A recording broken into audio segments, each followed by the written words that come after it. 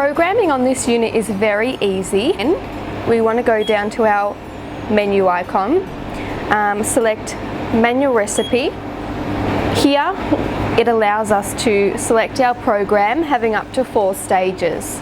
As an example, I'll go 1 minute and 30 seconds at 50% microwave and 50% convection.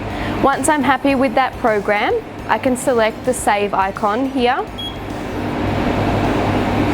This allows me then to choose a photo. We've got some icon options,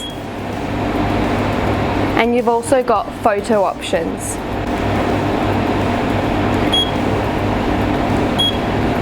If you're not happy with these photo options, you can also upload your own photos of your products. Here we can name our product.